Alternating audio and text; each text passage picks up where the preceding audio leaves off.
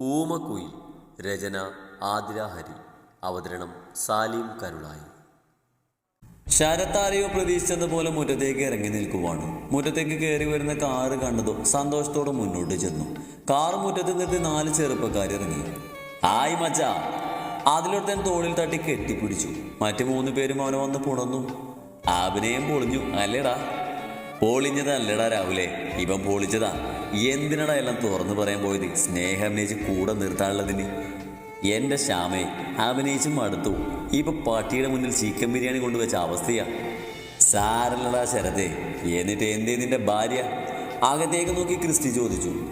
എൻ്റെ ക്രിസ്റ്റി പയ്യെത്തുന്ന പനയിൽ നിന്നാ.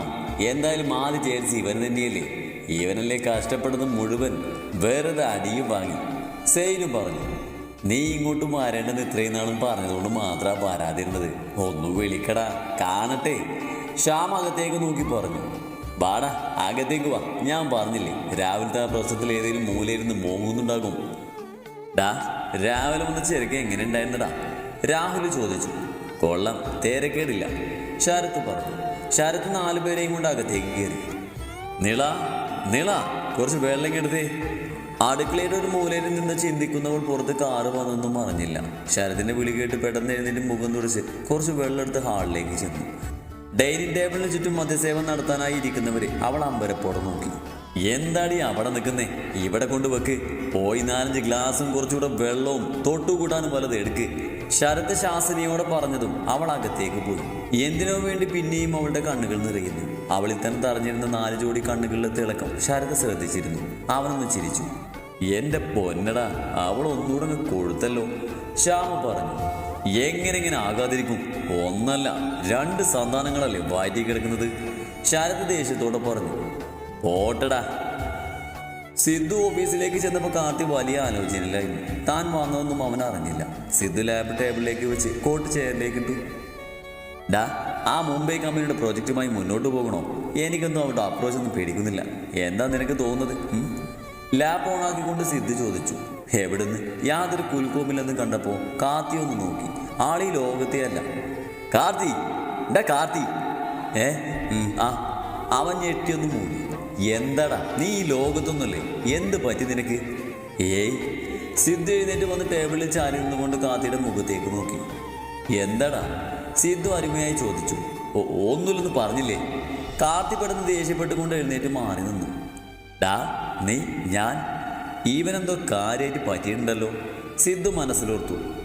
എന്താടാ കാർത്തി, എന്താന്ന് നിനക്ക് അറിയണോന്ന്? എങ്കിൽ കേട്ടോ, നിന്റെ മകളെ ചുമക്കുന്നതിന്റെ പേരിൽ ഒരുത്തി അവിടെ നന്നായി അനുഭവിക്കുന്നുണ്ട്. കാർത്തി, നീ എന്തൊക്കെയാ ഈ പറയുന്നത്? നിളക്ക് എന്താ?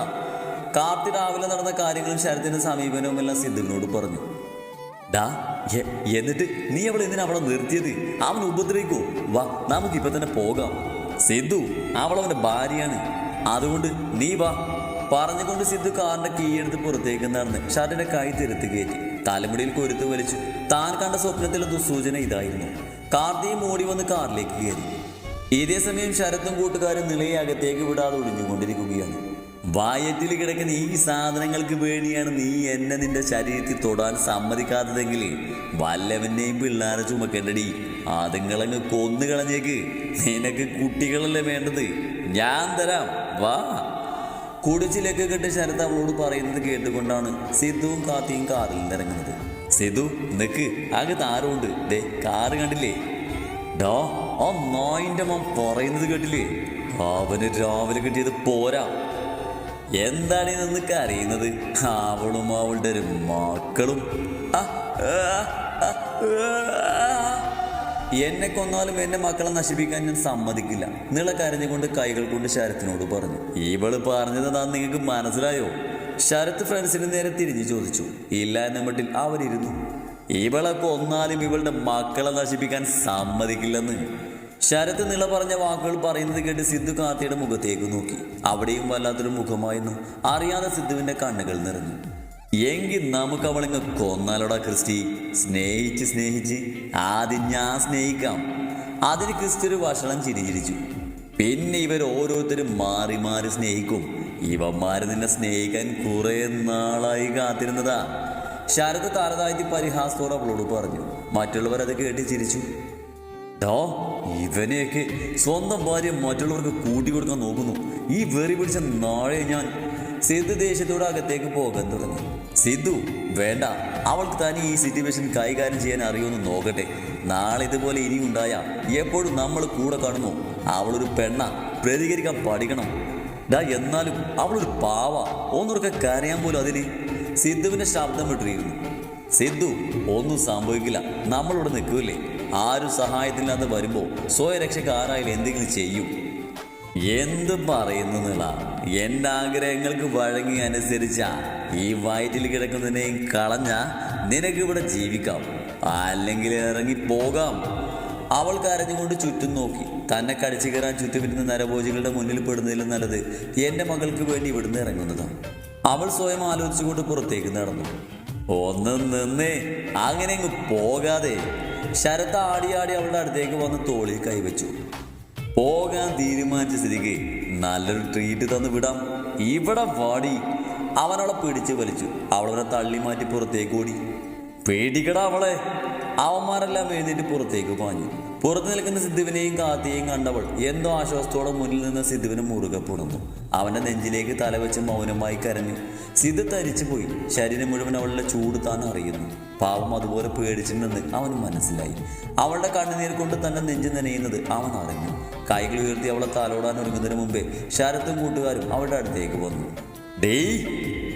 അവൾ പേടിയോടെ സിദ്ധുവിലേക്ക് ഒന്നുകൂടെ ചേർന്ന് നിന്നത് അറിഞ്ഞതുപോലെ അവളുടെ ഒരു കൈ കൊണ്ട് പൊതിഞ്ഞു പിടിച്ച് തന്നെ നേരെ വരുന്ന ശരത്തിൻ്റെ കാലുകൾ ഉയർത്തി തോടിച്ചു. പുറകിൽ നിന്ന് 4 പേരെയും കൊണ്ട് അവൻ നിലം പതിച്ചു. സിദ്ധു, നീ നിലയെ കാറിൽ കയറ്റിയിരുത്, ഇത് ഞാൻ നോക്കിക്കോളാം. എഴുന്നേറ്റ് വന്ന് ഓരോരുത്തരുമാരെയും കാത്ത് നേരിട്ടു. സിദ്ധു നിലയെ ചേർത്ത് പിടിച്ചുകൊണ്ട് കാറിലേക്ക് കയറി തിരിഞ്ഞു പോകാൻ തുടങ്ങി. അവൻ്റെ കയ്യിൽ ബലമായി അവൾ പിടിച്ചു. എനിക്ക് പേടിയാ, പോകരുത് എന്ന് മൗനമായി പറയുന്നുണ്ടായിരുന്നവൾ. അവൻ അവളുടെ അടുത്തായിരുന്നു. പേടിക്കണ്ട, ഒന്നും സംഭവിക്കില്ല, ഞാനില്ലേ. പറഞ്ഞുകൊണ്ട് അവൻ അവളുടെ താടിത്തുമ്പിൽ പിടിച്ച് മുഖമുയർത്തി നെറ്റിയിൽ ചുംബിച്ചു.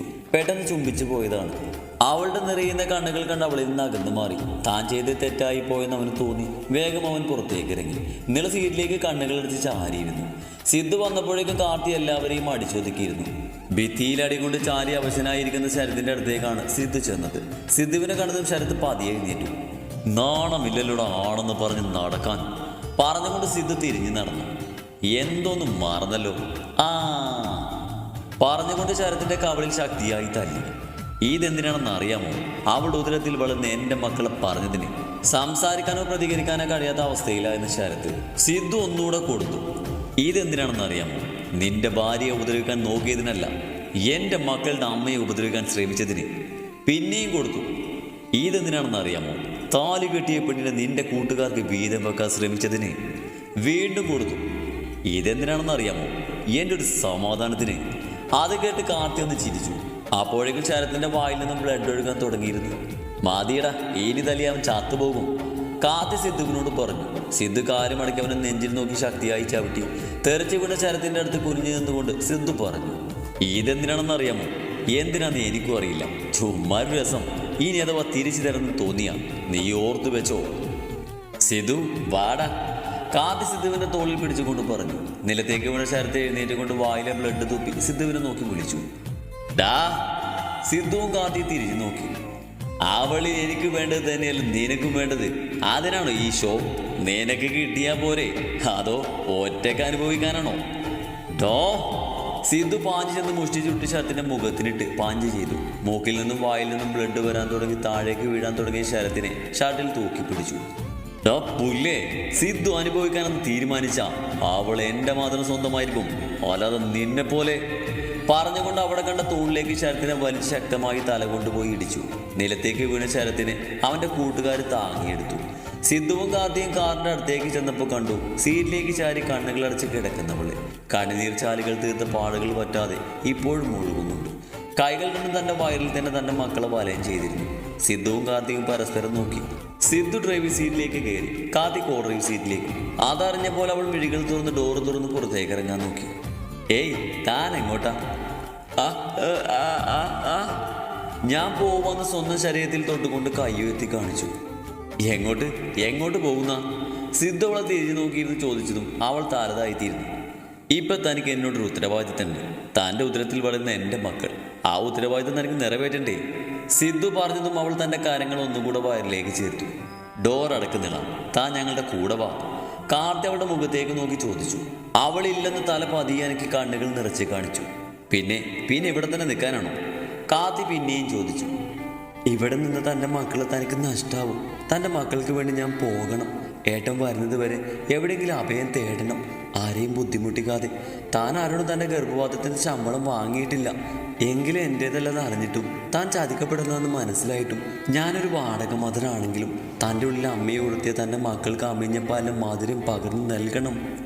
താനെന്താ ആലോചിക്കുന്നേ? ഒന്നും പറയാതെന്താ? പറയടൂ. സിദ്ധു ചോദിച്ചത് കേട്ടാണ് നിറഞ്ഞ മിഴികൾ ഉയർത്തി അവനെ നോക്കിയത്. തൻ്റെ ഉറക്കം നഷ്ടപ്പെടുന്ന ആ മിഴികൾ സ്വപ്നത്തിൽ കരിമശി പടർന്നിരുന്നു. ഇപ്പോൾ കരിമശിയോ ചമയമോ ചായമോ ഒന്നുമില്ല. എങ്കിലും സുന്ദരിയാണവൾ. ഇവൾ തന്നെയല്ലേ തൻ്റെ ഉറക്കം നഷ്ടപ്പെടുന്നത്? സിദ്ധുവിൻ്റെ നോട്ടം കണ്ട് കാത്തിയൊന്ന് ചുമച്ചു. അവൾ കൈയുയർത്തി ഓരോന്ന് പറഞ്ഞു. രണ്ടുപേർക്കും ഒന്നും മനസ്സിലാകുന്നില്ലായിരുന്നു. പരസ്പരമുള്ള സിദ്ധുവിൻ്റെയും കാത്തിയുടെയും നോട്ടം കണ്ടപ്പോൾ നിലക്കത് മനസ്സിലായി. താൻ പറഞ്ഞത് അവർക്ക് മനസ്സിലായില്ലെന്ന്. സിദ്ധു കാറിൽ തന്നെ ഉണ്ടായിരുന്ന ഡയറിയും പെന്നും അവൾക്ക് നൽകി. അവളത് വാങ്ങി എഴുതി അവന് നേരെ നൽകി. കാർത്തിയും അത് വായിച്ചു. എന്നൊരു ഹോസ്റ്റലിലാക്കി തരുമോ പ്ലീസ്? കാർത്തിക്കും അതാണ് നല്ലതെന്ന് തോന്നി. ഒന്നാമത്തെ കാര്യം നീരവ് വരുമ്പോൾ ഉണ്ടാകുന്ന പ്രശ്നങ്ങൾ. 2, ഐശ്വര്യക്ക് ഒന്നാമത് സംശയമാണ്. ഒരാഴ്ചയും കൂടെ കഴിഞ്ഞാൽ സിദ്ധുവും ഐശ്വര്യം വിവാഹമോചിതരാകും. പരസ്പര സമ്മതത്താൽ പിരിയുന്നത് കൊണ്ട് കൗൺസിലിംഗും ഒന്നുമായി മുന്നോട്ട് പോകേണ്ടത് തീരുമാനിച്ചു. അത് കാർത്തി എന്ന വക്കീൽ കാരണമാണ് പെട്ടെന്ന് കാര്യങ്ങൾ നടന്നത്. കാർത്തിക്ക് സമ്മതമായിരുന്നെങ്കിൽ സിദ്ധുവിനോട് ഹോസ്റ്റലിലേക്ക് ഒറ്റയ്ക്ക് ഈ അവസ്ഥയിൽ താല്പര്യമില്ലായിരുന്നു. എങ്കിലും മനസ്സില്ലാ മനസ്സോടെ അവൻ സമ്മതിച്ചു. ആദ്യം അവളെയും കൊണ്ട് ഭക്ഷണം കഴിക്കാൻ കയറി. നില വേണ്ടെന്ന് പറഞ്ഞ് ഒഴിയാൻ ശ്രമിച്ചു. നില, ഇതെൻ്റെ മക്കൾക്ക് വേണ്ടി വാങ്ങിയതാണ്, കഴിക്ക്, തനിക്കല്ല. അവളുടെ പ്ലേറ്റിലേക്ക് ഫുഡ് സെർവ് ചെയ്തുകൊണ്ട് സിദ്ധു പറഞ്ഞു. കഴിക്ക്. ആ വെള്ളാരങ്ങണകൾ തന്നെ നോക്കി ശാസനയോടെ അതിപരി സ്നേഹത്തോടെ പറയുന്നത് പോലെ അവൾക്ക് തോന്നി. എന്താ ആവശ്യമുണ്ടെങ്കിലും പറഞ്ഞോളണം, മോള് കഴിക്ക്. കാർത്തിയും പറഞ്ഞു. നന്നായി വിശക്കുന്നുണ്ടായതെങ്കിലും തൊണ്ടയിൽ നിന്നും ഇറങ്ങുന്നില്ലെങ്കിലും എന്തൊക്കെയോ കഴിച്ചു. സിദ്ധുവും കാർത്തിയും ഓരോ ജ്യൂസ് മാത്രം കഴിച്ചു. കൈ കഴുകാൻ നില എഴുന്നേറ്റ് പോയതും അറിയാതെ തൻ്റെ കണ്ണുകൾ അവളുടെ പാദത്തിലേക്ക് നോക്കി. സ്വപ്നത്തിൽ താൻ കണ്ട വെള്ളത്തുള്ളികളെ തട്ടിത്തെറിപ്പിച്ച മനോഹരമായ ആ പാദങ്ങൾ. പക്ഷേ സ്വർണ്ണ പാദസരം തീർത്ത ആ പാദങ്ങൾ ഇപ്പോൾ നഗ്നമാണ്. സിദ്ധു, പോകാം. ബില്ല് പേ ചെയ്ത് ടിഷ്യൂവിൽ ചുണ്ട് തുടച്ചുകൊണ്ട് കാത്തി പറഞ്ഞപ്പോഴാണ് സിദ്ധു ചിന്തകളിൽ നിന്നുണർന്നത്. പോകാം, സിദ്ധു എഴുന്നേറ്റ് കൊണ്ട് പറഞ്ഞു. ഡാ കാർത്തി, നീ ഇവിടെ നിളയിലെടുത്ത് നിൽക്ക്, ഞാനിപ്പോൾ വരാം. നീ എവിടെ പോവാ? നിളയെ കാറിലേക്ക് കയറി ഡോർ അടച്ചുകൊണ്ട് കാർത്തി ചോദിച്ചു. ഡാ, നിളക്ക് മാറി ധരിക്കാൻ ഡ്രസ്സൊന്നുമില്ലല്ലോ. വിളിച്ചുകൊണ്ട് പോയി എടുക്കാൻ നിന്നാ ആള് വരില്ല. അത് ശരിയാ, നീ പോയിട്ട് വാ. സിദ്ധു ഷോപ്പിംഗ് മാളിലേക്ക് പോകുന്നത് നോക്കി കാർത്തി കാറിൽ ചാരി നിന്നു. എൻ്റെ പൊന്ന് ശരത്തെ, എന്തൊരു ഇടിയാടാ അവൻ്റെയൊക്കെ. വല്ല ഇരുമ്പും കൊണ്ടാണോ അവന്മാരെ നിർമ്മിച്ചിരിക്കുന്നത്? ഹോസ്പിറ്റൽ ബെഡിൽ കിടന്നുകൊണ്ട് ക്രിസ്റ്റി ചോദിച്ചു. നീ എല്ലാം തുറന്നു പറഞ്ഞതാണ് കുഴപ്പമായത്. സ്നേഹിച്ച് താന്തത്തിൽ നിൽക്കാനുള്ളതിന് ഇറങ്ങി പോകാൻ പറഞ്ഞതുകൊണ്ട് ഇനി കയ്യിലത് കിട്ടില്ല. ഷ്യാം മുറിവ് ഡ്രസ് ചെയ്യുന്നതിനിടയിൽ പറഞ്ഞു. ഒന്ന് അടങ്ങടാ, അതിനുള്ള മറുമരുന്ന് എൻ്റെ കൈവശമുണ്ട്. അവള് വരും, വന്നിരിക്കും. അവന്മാർക്കിട്ടുള്ളതും കൊടുക്കും ഞാൻ. ശരത്ത് പറഞ്ഞു. ആദ്യം ഒന്ന് നേരെ എഴുന്നേറ്റ് നിൽക്ക്, എന്നിട്ട് അടുത്തത് വാങ്ങാം. രാഹുലും പറഞ്ഞു. നീയൊക്കെ കണ്ടോടാ. നെറ്റിയിലെ മുറിവിൽ വിരൽ തൊട്ടുകൊണ്ട് ശരത്ത് പറഞ്ഞു. സിദ്ധു തിരികെ വന്നപ്പോൾ കൈ നിറയെ കവറുകൾ. കാർത്തി ഫോണെടുത്ത് പോക്കറ്റിലേക്ക് വെച്ച് സിദ്ധുവിൻ്റെ അടുത്തേക്ക് നടന്ന് കുറച്ച് കവറുകൾ വാങ്ങി. ആഹാ, നല്ല ഷോപ്പിംഗ് ആയിരുന്നല്ലോ. ഇഷ്ടങ്ങളൊന്നും അറിയില്ലല്ലോടാ. അതുകൊണ്ട് കുറച്ച് അധികം വാങ്ങി. നമ്മുടെ സ്ഥാപനത്തിൽ നിങ്ങൾ ജോലി ശരിയാക്കി കൊടുത്താലോടാ. എല്ലാം ശരിയാക്കാടാ. ഒരാഴ്ച കഴിഞ്ഞ് പൂർണ്ണമായി നീ സ്വതന്ത്രനായി കഴിഞ്ഞ്. തൻ്റെ മനസ്സിലെ ഭയം നീരവാണെന്ന് പറയാതെ കാർത്തി മറ്റൊരു കാരണം പറഞ്ഞു. നീ വാ. രണ്ടുപേരും കാറിൻ്റെ അടുത്ത് ചെന്ന് പുറത്തേക്ക് കണ്ണു നട്ടിരിക്കുന്ന നിലയെ നോക്കി. തൊട്ടടുത്ത് കാണുന്ന പള്ളിയിലേക്ക് തന്നെയാണ് നോക്കുന്നത്. കാര്യമായി എന്തോ പ്രാർത്ഥിക്കുകയാണ്. ഇടത് കൈ വയറിന് മീനയും വലത് കൈ നെഞ്ചിലും പിടിച്ചിട്ടുണ്ട്. നീള, കാത്തിയുടെ വിളി കേട്ട് ഞെട്ടിത്തിരിഞ്ഞ് നോക്കിയവൾ. ദേ, ഇതെല്ലാം സിദ്ധു തനിക്ക് വേണ്ടി വാങ്ങിയതാ. എനിക്ക് വേണ്ടെന്ന് അവൾ കൈകൊണ്ട് പറഞ്ഞു. സാരല്ല, ഇരിക്കട്ടെ. നാളെ മുതൽ ജോലിക്ക് പോകേണ്ടതല്ലേ. ഒറ്റയ്ക്കിരുന്ന എന്തെങ്കിലും ചിന്തിച്ചു കൂട്ടും. കാർത്തി പറഞ്ഞു. ദേ, ഇതൊരു ഫോണാണ്. എന്നെയും കാർത്തിയുടെയും തീർത്തിയുടെയും നമ്പർ സേവ് ചെയ്തിട്ടുണ്ട്. എന്താവശ്യം വന്നാലും വിളിക്കണം. ഞങ്ങളോട് പറയാൻ മടിയുണ്ടെങ്കിൽ തീർത്തിയോട് പറഞ്ഞാൽ മതി. അവൾ മേടിക്കാതെ മടിച്ചു നിൽക്കുന്നത് കണ്ട് സിദ്ധു അവളുടെ കയ്യിലേക്ക് വെച്ചു കൊടുത്തു. കവറുകളിലെ കാറിലേക്കും വെച്ചു. ഇത് ടച്ച് ഫോണാണ്, ഉപയോഗിക്കാൻ അറിയോ? സിദ്ധു ചോദിച്ചു. നീരവ് പറയാനുള്ളത് കാർത്തി ഓർത്തു. അവധിക്ക് വീട്ടിൽ ചെല്ലുമ്പോൾ തുമ്പി ഫോണെടുത്ത് കളിയാ പരിപാടിയെന്ന് എല്ലാം പെട്ടെന്ന് മനസ്സിലാക്കും. നിളയും ഏട്ടനെ കുറിച്ച് ചിന്തിക്കുമായിരുന്നു. തുമ്പി +2 നല്ല മാർക്ക് വാങ്ങി പാസ്സായ അതുപോലെ ഒന്ന് വാങ്ങിത്തരാട്ടോ, മിസ്യൂസ് ചെയ്യരുത്. മുഴുവൻ മാർക്ക് നേടി റിസൾട്ട് വന്നപ്പോൾ ഏട്ടൻ ഹോസ്റ്റലിലായിരുന്നു. മോൾക്ക് പറഞ്ഞത് ഏട്ടൻ വാങ്ങിത്തരാട്ടോ. ഏട്ടനെ പിന്നീട് അറസ്റ്റ് ചെയ്ത വാർത്തയാണ് അറിഞ്ഞത്.